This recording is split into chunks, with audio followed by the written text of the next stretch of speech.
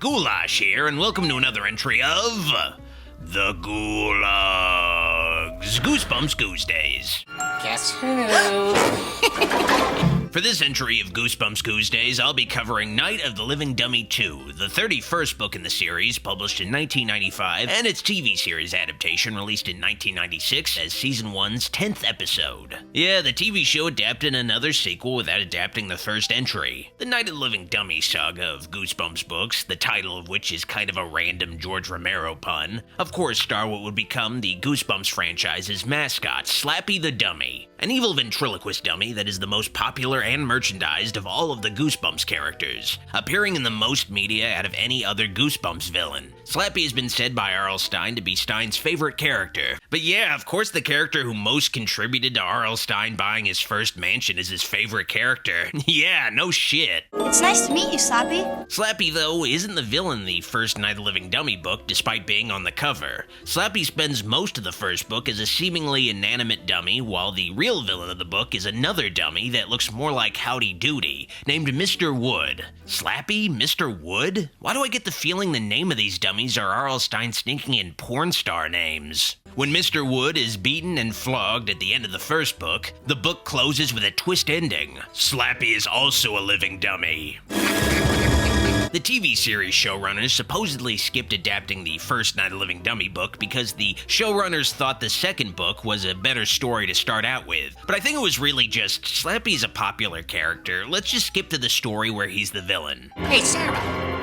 Wanna play? The first two Night of the Living Dummy stories are really similar. Evil dummies gaslighting their owners. The only major difference between Mr. Wood and Slappy is Mr. Wood is much more violent, which is ironic because Slappy has the word slap in his name. Adapting both books would be kind of repetitive for the show, so you might as well just adapt the one starring the most popular character. It does make it confusing that the TV episode is called Night of the Living Dummy 2, though. It is adapting that book, but if a viewer doesn't know the show skipped a book, they might think they just missed an episode. Still, with the first season of Goosebumps, the makers of the show had no idea how many episodes they'd make, and if they'd even get to adapt many of the books, so I can understand them prioritizing certain stories and adapting the books out of order. And the TV show having obvious gaps encourages kids watching the show to pick up the books and actually read stuff they're missing with the show. Before I review this Goosebumps tale, though, I want to give a shout out to my sponsor, me! Pledge to my Patreon today to support the channel, help it continue to grow, and you'll also get access to weekly movie nights every Sunday, and archive commentaries if you missed the movie nights live. Just $5 a month to get a movie night every week. Here are the movies I'll be streaming next Sunday. Pledge to patreon.com/Dr. Wolfula if you're interested in my bonus streams, and I thank you in advance. Amy, wait your turn. Night of the Living Dummy 2 tells the story of little Amy Kramer. Every week, the Kramer family holds a talent show. Sounds like a fucking nightmare. Amy's sister shows off her painting skills, or I guess tests to see if her parents actually pay attention to her hobbies. Nice work. She showed us the exact same picture last family night. And Amy's brother shows his practice for a future shooting voyeur videos on sketchy websites. Guess whose new sweater Amy's trying? Amy has trouble showing off her talent as a ventriloquist when her dummy, Dennis, falls to pieces. That's the best part. This little girl's having a bad set. Hang in there, Kramer. Don't let him break you, Kramer! Amy is surprised by her dad with a new dummy, though. Why don't you look behind the couch? You really got me a new dummy? So I guess Amy's father just wanted to watch her make a jackass out of herself in front of everybody first. The new dummy in question is Slappy, of course, and after reading aloud the totally not a curse on Slappy's included card, Caru, Mary, Donna, Roma, Molyneux, Carano? Slappy and Amy become the best of friends. Or enemies. It takes a dummy to want a dummy. Slappy is redesigned for the show from his previously established design by Tim Jacobus on the book covers, which in that case was similar to the Jerry Mahoney puppets in appearance. A manic and iconic representation of the creepiness of ventriloquist dummies is made in the show to resemble Howdy Doody more, with some Sinatra mixed in. Sort of made to look more like a lounge singer or other late-night entertainer, which I suppose is fitting since Slappy's act is of the Don Rickles insult variety. And how about that mother of yours? She went to a store and asked the clerk if he had anything her size, and he told her to try the freight elevator.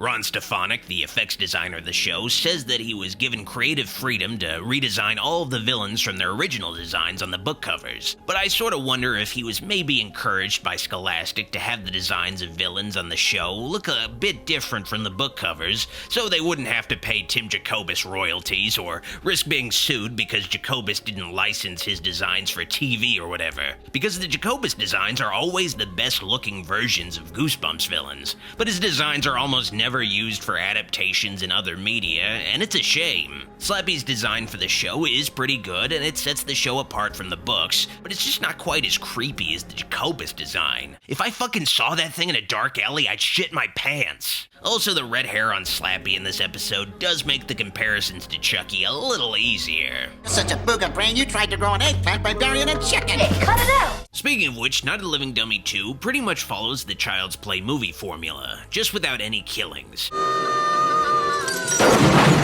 Slappy, like Chucky with Andy, will do or say bad things that upset Amy's friends and family. You call yourself an artist? Why don't you give up brushes and try using a roller? Is this supposed to be funny? And Amy ends up being blamed for it. I didn't do it. So who did? The Tooth Fairy? Pretty dumb, Amy. Chucky is part of a long tradition of haunted dolls and dummies, though, that stretches as far back as the Twilight Zone. R.L. Stine just created a more kid-friendly take on the concept with Slappy. It's one of those aspects of the Goosebumps series where it can act as a gateway to a scarier level of horror, and even without killing, the horror of Slappy still works.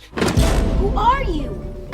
What are you? It plays off of a child's paranoia. Maybe their toys are alive when they aren't looking. And it also plays off the frustration of feeling powerless as a child, not taken seriously or believed when you're telling the truth. Losing friends, alienating family, this is heavy shit for a kindergartner.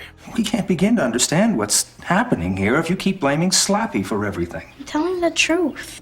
The story of Night of the Living Dummy 2's adaptation was streamlined from the book to make it shorter and, of course, cheaper. There was an excise subplot in the book where Amy is hired by her friend Margot's dad to work at his restaurant as an entertainer, with Amy doing her ventriloquist act with Slappy. But Slappy ends up insulting and attacking a girl named Alicia at the restaurant on her birthday, which results in Alicia's parents threatening to sue the restaurant and Amy getting blamed for it, which would make the episode a little more heavy on traumatic shit, but also a lot more expensive, because this episode ultimately has only one fucking location. This family has talent shows in their living room, for God's sake. You happy, clapped your hands. The only remnant of the restaurant subplot is that Amy's friend Margot has a little sister named Alicia who is attacked like her book counterpart. Ow!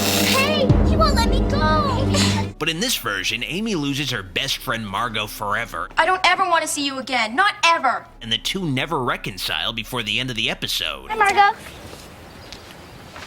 It's fucked up. There is also the threat of violence in the episode, with Slappy preparing to do his best El Kabong impression on Amy's parents while they sleep, but he might not have intended to actually go through with it. Just have Amy take the fall for another of his misdeeds and possibly kill herself. Back upstairs and in bed now. We'll discuss this in the morning.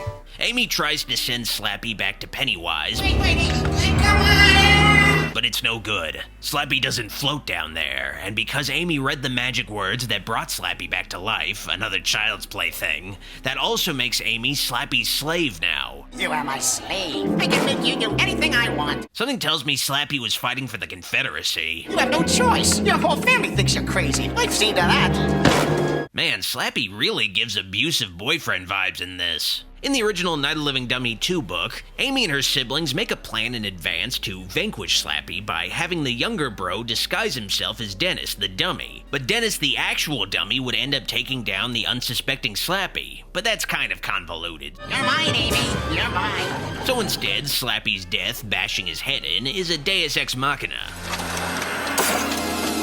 Slappy's demise disintegrating into green mist is actually how Mr. Wood goes out in the first book. In the book version of Night of the Living Dummy 2, Slappy actually transforms into a little white worm and escapes through a crack in the wall, which I'm guessing is a reference to sperm entering a vagina. Jet saved us. What? Slow down. What'd I do? In the original book version of Night of the Living Dummy 2, Dennis the Dummy is only implied to have been the one to beat Slappy, but in the episode itself, the ambiguity is wiped away as Dennis talks to the family directly in the goofiest voice imaginable. It's good to be back in the family again. And I mean goofy. Honestly, Dennis is fucking worse than Slappy. Night of the Living Dummy 2 does a great job introducing Slappy as the franchise's preeminent haunted dummy, a tamer version of his predecessor, Mr. Wood, who's evil but not vicious, more mischievous. And the TV adaptation captures that really well, but considering Slappy's popularity, the show maybe could have given his introduction a 2-part episode like some of the other major Goosebumps stories. At least they maybe could have adapted Slappy's first book. I give Goosebumps Night of the Living Dummy 2 4.5 drops of monster blood out of 5. From now on, this family belongs to me. That ought to hold the SOBs. Quiet, little Ghoulash. All the subscribers of Dr. Wolfula are SOBs. If you liked this video, like it, and if you loved it, click the subscribe and bell buttons for more videos. I'd also like to thank these fine folks pledged to my shoutout tier on my Patreon for all of their kind support. Videos like this wouldn't be possible without all their help. Thank you for watching, see you next time. Doc signing out.